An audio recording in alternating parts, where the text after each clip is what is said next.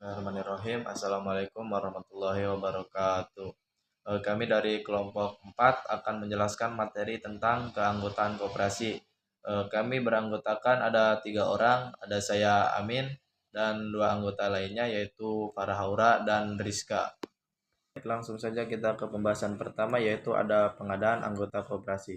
Pengadaan anggota koperasi merupakan unsur yang sangat penting untuk memastikan keberlanjutan dan pertumbuhan koperasi.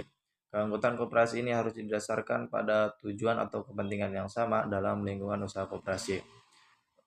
Anggota koperasi dapat diperoleh setelah syarat yang ada dalam anggaran dasar telah terpenuhi. Anggota koperasi juga memiliki hak dan kewajiban yang sama dalam menjalankan tugasnya sebagai anggota koperasi. Adapun fungsi operatif dari pengadaan anggota koperasi ialah kegiatan memperoleh dan mengadakan anggota dalam jumlah dan kualitas yang tepat. Fungsi ini juga dapat menentukan keberhasilan koperasi untuk kedepannya. Untuk mendapatkan anggota yang sesuai, maka perlu diadakan perencanaan terlebih dahulu. Artinya menentukan jumlah dan syarat-syarat yang harus dipenuhi dari mulai perekrutan, seleksi dan menerimanya sebagai anggota. Yang kedua ada pengembangan atau development anggota. Development anggota atau pengembangan anggota berkaitan erat dengan perubahan, penambahan keahlian dan juga keterampilan yang dimiliki oleh anggota-anggota koperasi serta sikap juga keterampilan dalam berperilaku di organisasi koperasi tersebut. Nah, aktivitas-aktivitas pelatihan atau pengembangan development di koperasi itu sangat penting dan harus dirinci dengan sebaik-baiknya atau dengan terencana, karena hal ini perlu direncanakan dan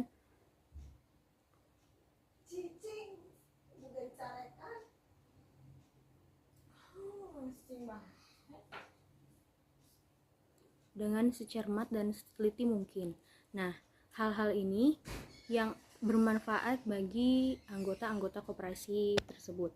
Di antaranya yang pertama ada meningkatkan produktivitas para anggota yang akhirnya akan meningkatkan produktivitas koperasi juga, karena anggota koperasi akan mengelola manajemen koperasi dengan baik yang akan meningkatkan produktivitas koperasi tersebut. Lalu terciptanya hubungan kerja yang baik antara atasan, anggota, pengurus dan juga pengelola, karena komunikasinya yang efektif. Lalu yang terakhir ada meningkatkan kinerja dan juga loyalitas daripada anggotanya, karena selain keahliannya yang bertambah dan produktivitasnya juga yang bertambah, maka kinerja pun akan lebih meningkat seperti itu. Kompensasi adalah segala sesuatu yang dikonstitusikan atau yang dianggap sebagai balas jasa. Adapun manajemen kompensasi yaitu yang menentukan retensi pengrekrutan karyawan untuk mencapai tujuan organisasi, yang merupakan dasar keterlibatan individu untuk memperkuat kinerja karyawan yang meliputi imbalan finansial dan jasa-jasa yang tidak terwujud.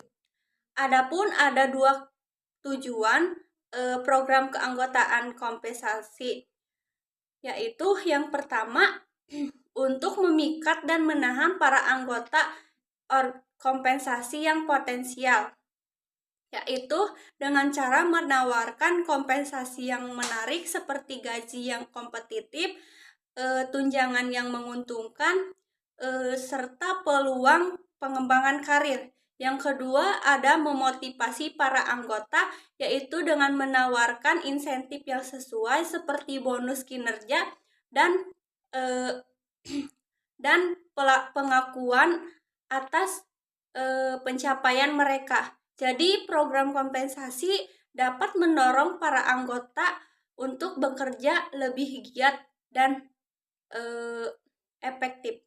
Selanjutnya ada pengintegrasian anggota koperasi. Pengintegrasian anggota koperasi merupakan kegiatan menyatupadukan keinginan karyawan dan kepentingan perusahaan supaya terciptanya kerjasama yang dapat memberikan dampak positif. Dalam hal ini, anggota diharapkan dapat melakukan kegiatan ekonominya dengan baik serta meningkatkan keterampilan usahanya dan dapat juga mendapatkan manfaat dari keanggotaan koperasi. Kemudian manajemen koperasi juga harus mampu membangkitkan motivasi para anggotanya agar tujuan koperasi dapat dicapai secara bersama-sama. Adapun manfaat yang akan didapatkan apabila manajemen koperasi memperhatikan dan memberikan motivasi terhadap anggotanya, yaitu yang pertama ada meningkatkan moral dan kepuasan kerja anggotanya, yang kedua ada meningkatkan kedisiplinan anggotanya, dan yang ketiga ada menciptakan suasana dan hubungan baik antara anggota dan pihak manajemen koperasi. Pemeliharaan, ada beberapa tujuan pemeliharaan, diantaranya yang pertama adalah untuk meningkatkan produktivitas anggota, yaitu mencakup pelatihan, pengembangan keterampilan, kesejahteraan, dan komunikasi yang efektif. Ini memastikan bahwa anggota tim tetap termotivasi dan terlibat dalam mencapai tujuan bersama. Yang kedua, ada meningkatkan partisipasi anggota, yaitu kita harus fokus membangun keutuhan yang kuat, memberikan pelatihan dan pengakuan yang diperlukan, memastikan komunikasi yang terbuka, serta memberikan dukungan dan penghargaan atas kontribusi yang mereka lakukan dan tercapai dalam mencapai tujuan organisasi. Yang ketiga yaitu meningkatkan loyalitas dan menurunkan turnover, yaitu dengan cara membantu mempercepat kinerja kerja antara anggota dan organisasi sehingga meningkatkan loyalitas pada mereka. Hal ini berkontribusi untuk meningkatkan penurunan dan pergantian anggota, karena anggota merasa dihargai, didengar, serta terlibat dalam mencapai tujuan bersama. Yang keempat adalah memberikan kenyamanan, keamanan, dan kesehatannya bagi para anggota koperasi, yaitu bahwa untuk meningkatkan produktivitas kerja dengan memastikan bahwa anggota tim memiliki pelatihan dan sumber daya untuk menyelesaikan tugas yang efisien dan efektif. Yang kelima adalah meningkatkan kesejahteraan anggota yaitu dengan cara mengadakan dukungan sosial, mengakomodasi kebutuhan kesejahteraan fisik dan mental, serta menciptakan tenaga kerja yang aman dan sehat. Yang keenam yaitu memperbaiki fisik dan mental dan sikap anggota terhadap koperasi, yaitu dengan cara menyediakan dukungan yang diperlukan, pelatihan dan lingkungan kerja yang mendukung.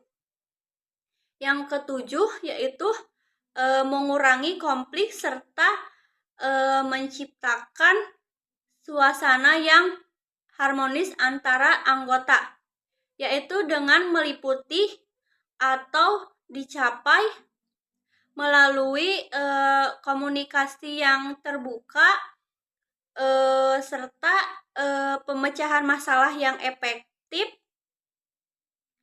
dan membangun hubungan yang erat dan kuat kepada anggota dan organisasi untuk mencapai kinerja kerja yang baik dan efektif. Selanjutnya ada pemberhentian hubungan anggota atau yang kita biasa sebut dengan PHK atau pemutusan hubungan kerja. Nah, di dalam koperasi ini pemutusan hubungan kerja sangat merugikan bagi pihak koperasi, manajemen koperasinya, karena anggota kan sebagai investor bisa saja menarik semua dana-dana yang mereka simpan di koperasi, lalu bisa merugikan koperasi itu sendiri. Nah, pemberhentian anggota koperasi itu bisa saja terjadi karena anggota tersebut sudah tidak mendapatkan manfaat secara ekonomis maupun non-ekonomis daripada koperasi tersebut. Nah, biasanya ada beberapa tahapan untuk proses keluarnya atau pemberhentian anggota dari koperasi.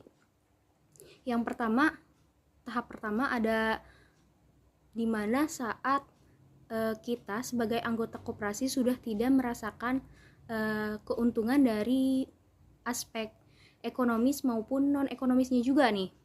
Nah, saat ini biasanya kita tuh bisa mengajukan usulan dan saran untuk kepentingan manajemen koperasi ke anggota yang lebih di atas, seperti itu. Nah, tetapi jika usulan serta saran tersebut tidak digubris atau tidak berjalan semestinya, maka lanjut pada tahap kedua nih.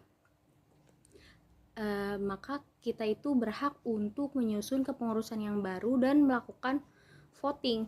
Hal ini dilakukan dengan voting. Tetapi jika voting juga tidak berjalan dengan lancar, maka anggota tersebut bisa mengajukan hak exit dan tidak melanjutkan kepengurusan atau keanggotaannya di koperasi tersebut. Nah, maka anggota yang menggunakan hak exit tersebut bisa menarik semua dananya di koperasi tersebut yang sudah saya jelaskan pada awal tadi. Nah, mungkin itu yang dapat saya sampaikan mengenai PHK pada koperasi. Terima kasih. Demikianlah yang dapat kelompok kami sampaikan. Mohon maaf apabila ada kesalahan. Dengan diakhiri billahi taufik wal hidayah. Wassalamualaikum warahmatullahi wabarakatuh.